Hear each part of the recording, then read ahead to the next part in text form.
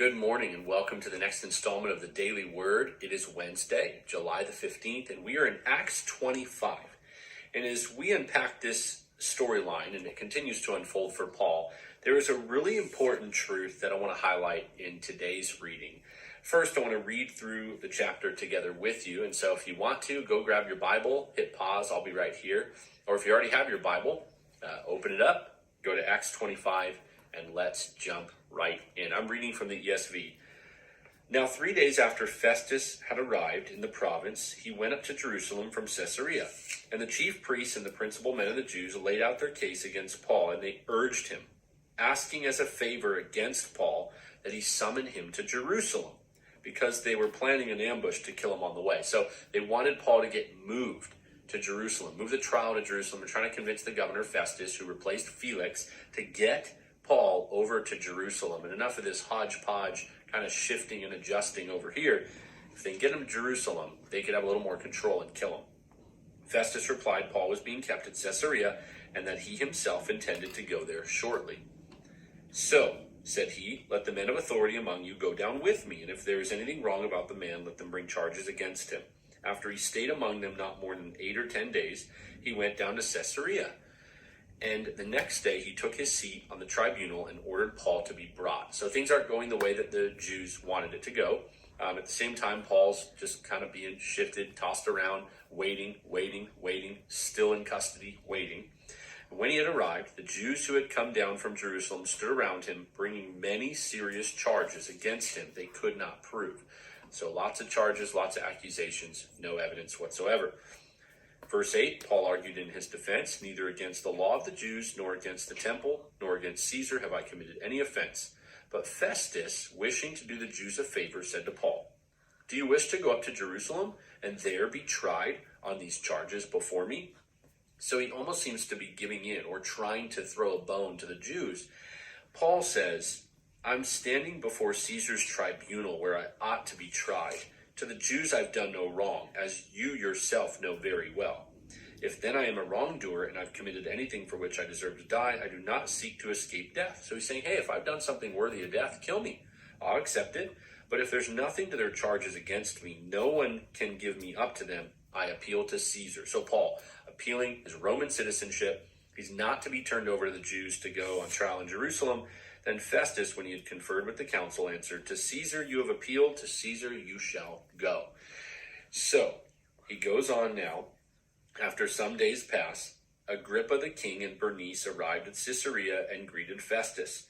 And as they stayed there many days, Festus laid Paul's case before the king, saying, there's a man left prisoner by Felix.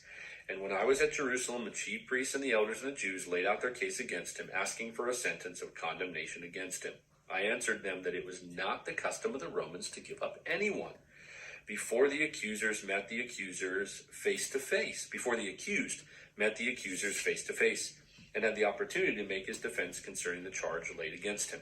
So, when they came together here, I made no delay, but on the next day took my seat on the tribunal and ordered the man to be brought. When the accusers stood up, they brought no charges in his case of such evils as I supposed. Rather, they had certain points of dispute with him about their own religion and about a certain Jesus who was dead, but whom Paul asserted to be alive. Being at a loss how to investigate these questions, I asked whether he wanted to go to Jerusalem and be tried there regarding them. But when Paul had appealed to be kept in custody for the decision of the emperor, I ordered him to be held until I could send him to Caesar. Then Agrippa said to Festus, I would like to hear the man myself. Tomorrow, said he, you will hear him. So on the next day, Agrippa and Bernice came with great pomp, and they entered the audience hall with the military tribunes, the prominent men of the city. Then at the command of Festus, Paul was brought in. And Festus said, King Agrippa, and all who are present with us, you see this man about whom the whole Jewish people petitioned me, both in Jerusalem and here, shouting that he ought to not live any longer. But I found that he'd done nothing wrong, nothing deserving death. And as he himself appealed to the emperor, I decided to go ahead and send him. But I have nothing definite to write to my lord about him. Therefore I've brought him before you all, and especially before you, King Agrippa, so that after we have examined him I may have something to write. For it seems unreasonable in sending a prisoner not to indicate the charges against him. So here we see the Apostle Paul blameless. Now, one of the things that I want to point out is the injustice of that, right? You would think, how can they keep holding him in custody if they can't even find evidence for the charges he's being accused of? And therein lies the lesson. Paul, trusting the providence of God in the midst of injustice, leads to another big takeaway for us, which is that God is orchestrating all purposes and that he even uses injustice and evil to accomplish those purposes. What purpose in this? Well, what we're going to look at tomorrow is Paul getting to share the gospel and defend the gospel and talk about his conversion in front of now King Agrippa. And before that, Festus and Felix and others, and soon Rome. Paul was able to preach to some of the most influential people, defend and declare the gospel to some of the highest ranking leaders in the known world at that time, because he was kept in custody a little too long, accused of things that he did not do wrong.